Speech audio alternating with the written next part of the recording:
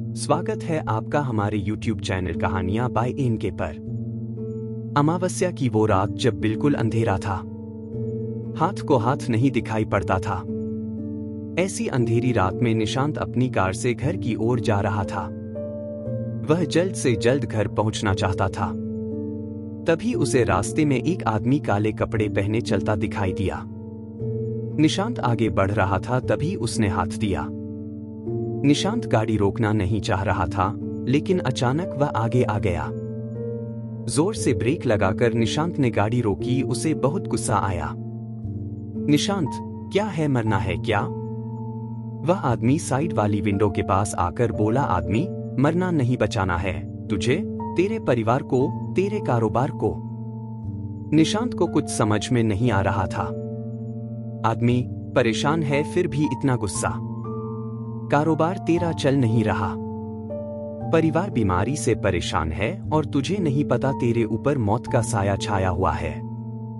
निशांत, तुम्हें यह सब कैसे पता? आदमी, इस अमावस्या की रात मैं तेरा ही इंतजार कर रहा था। मुझे पता था तू हाईवे छोड़कर इस सुनसान रास्ते से गुजरेगा। मुझे अपने साथ ले चल, आगे मौत का साया तेरा रास्ता रोके खड़ा है। निशांत डर गया। उसने उस आदमी को अपनी गाड़ी में बिठा लिया। निशांत ने गौर से देखा, काले कपड़े पहले वह कोई तांत्रिक था।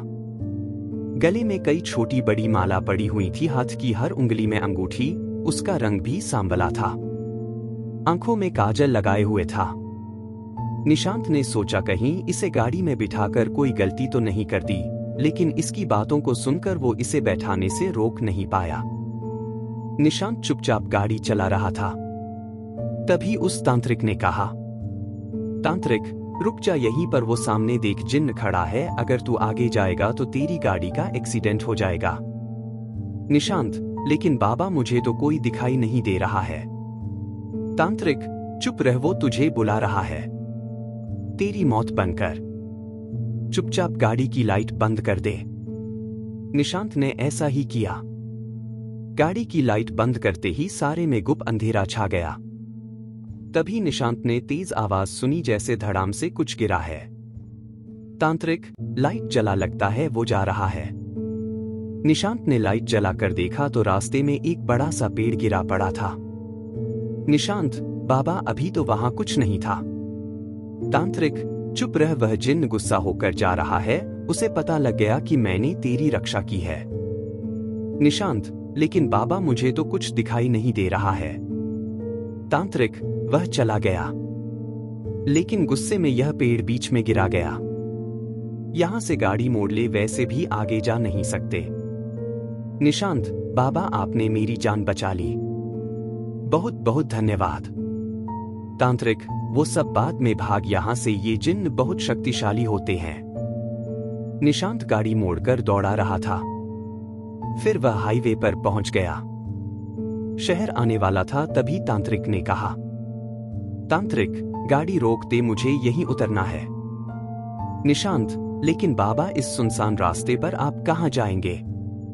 तांत्रिक, मुझसे सवाल मत कर, चुपचाप घर चला जा, कल रात को मैं तेरे घर आऊंगा। निशांत डर के मारे कुछ नहीं बोला और गाड़ी लेकर घर की ओर चल दिया। घर पहुंचकर उसने अपनी पत्नी रेखा को सारी बात बताई। रेखा, सुनिए मां, पिताजी को यह सब मत बताना। पिताजी पहले से बीमार हैं, मां जी यह सब सुनेंगी तो डर जाएंगी। निशांत, अरे उस तांत्रिक ने मेरा पता तो पूछा ही नहीं, वह यहां तक कैसे पहुंचेगा? रेखा, वह सब छोड़िए, आप सही सलामत आ गए, यही काफी है। अगले दिन रात को 9 बजे किसी ने दरवाजा खटखटाया। निशांत ने गेट खोला। सामने वही तांत्रिक खड़ा था। निशांत, बाबा, आपको मेरा घर कैसे मिला? तांत्रिक, मुझे पूजा करनी है, तेरे घर में किसी का साया है। तांत्रिक ने पूजा शुरू कर दी। तभी उसकी निशांत की मां तांत्रिक के सामने आकर बैठ गई। मां, तुझे भी खा जाऊंगी। तांत्रिक, किसने भेजा है तुझे यहां? मां, इस परिवार को बर्बाद करना है। तांत्रिक, सही सही बता, क्या बात है? मां, यह मुझे शमशान से साथ लाया। तांत्रिक, कब? माँ, इसका दोस्त मरा था। तब यह शमशान गया था। वहां इसके दोस्त के बराबर में मेरी चिता जल रही थी। यह जूते पहनकर उस पर चढ़ गया। तभी मैं इससे बदला लेने इसके साथ आ गई। तांत्रिक, निशांत ये सही बोल रही है? निशांत, हाँ पता नहीं बाबा, एक चिता जल तो रही थी पास में, पर मुझे नहीं पता मैंने कब उस पर पैर रख दिया। तांत्रिक, शमशान में जूते पहनकर क्यों गया तू? निशांत, बाबा गलती हो गई। तांत्रिक, लड़का गलती मान रहा है, जा चली जा यहां से। माँ, नहीं, इसके बाप को लेकर जाऊंगी।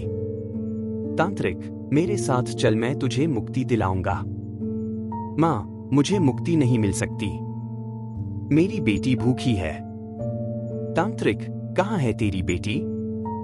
माँ, जमुना के पीछे झुग्गी में है। उसे भूखा छोड़कर मैं भीख मांगने निकली थी। तभी एक ट्रक चढ़ गया।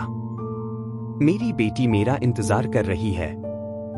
तांत्रिक, तेरी बेटी का इंतजाम हो जाएगा, चल मेरे साथ। तभी निशांत की मां बेहोश हो गई। तांत्रिक, तुम्हें इसकी बेटी को पालना होगा, तभी इसकी आत्मा को शांति मिलेगी। जल्दी बोलो।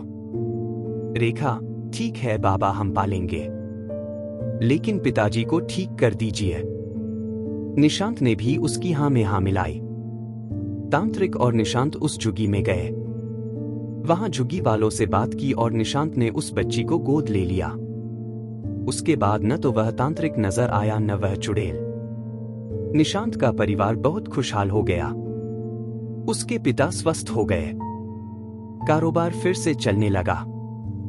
इस तरह की रोमांचक कहानियां सुनने के लिए हमारे चैनल को सब्सक्राइब करें।